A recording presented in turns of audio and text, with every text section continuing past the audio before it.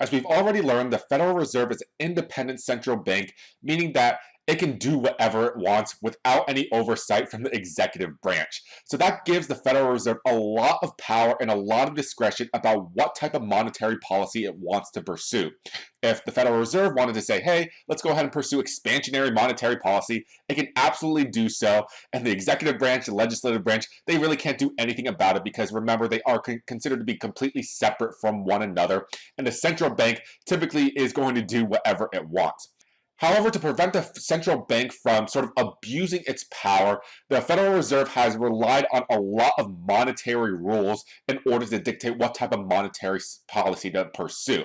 And the three types of rules that they have used in the past and they currently use are monetary growth rule, inflation targeting, and the Taylor rule. They have used monetary growth rules and inflation targeting in the past, but they only address one potential concern within the economy, and which is why they use the Taylor rule nowadays to guide monetary policy. So let's go ahead and take a look at the first two here. Monetary growth rule tells us that we're going to increase the money supply by a set percentage every single year at a level consistent with long-term price stability and economic growth. So the main idea behind the monetary growth rule is that the Federal Reserve will say, hey, let's go ahead and increase the money supply, maybe M1, by maybe 3% per year.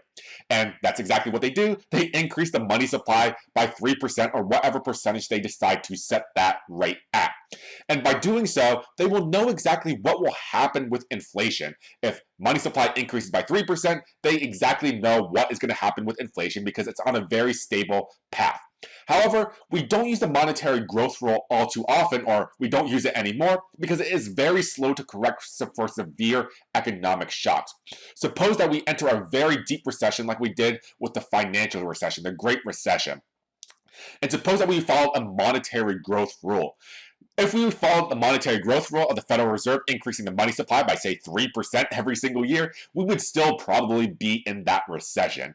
So here, with the monetary growth rule, we know what impact it's going to have with inflation. However, it is going to be not very good when we hit a severe economic shock because it's not going to successfully combat the deep economic impacts that we're going to feel whenever these sort of events happen. So monetary growth rule, we have used it in the past, but not anymore. The second type of rule that we have used in the past was inflation targeting. So setting a target on the inflation rate, usually around 2 to 4% a year, and adjusting monetary policy to keep inflation in that range. So instead of just having one specific percent for inflation, we actually have a range of inflation where inflation can go up and down, usually about 2 to 4%. And if our current inflation rate ever exceeds this current range, then the Federal Reserve is going to pursue some type of contractionary monetary policy in order to keep inflation in check well within the range. And if the inflation rate is actually below the sort of range that they have, then they're going to go ahead and pursue some type of expansionary monetary policy to sort of get inflation back within that 2 to 4% range. However, as we know, it's very, very difficult to correct for supply shocks, and with inflation targeting, we're only honing in or focusing in on one particular facet, which is going to be for price stability. However, under supply shocks, we also want to address output concerns as well. So GDP, what happens when we're getting into a recession as well with higher prices?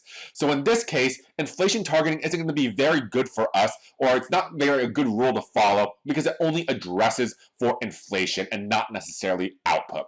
So while we have used monetary growth rules, while we have used inflation targeting in the past, they only focus in on the price stability or the price concerns that we may have within the economy. So to address both the output and inflation concerns, we stick with rule number 3, which is known as the Taylor rule. And as you can see right here, there is an equation that is attached with this, and we need to go ahead and break all this down and see exactly what type of monetary policy the Federal Reserve is going to conduct with what the Taylor rule tells us. And we'll get all into the ins and outs of that in our next video.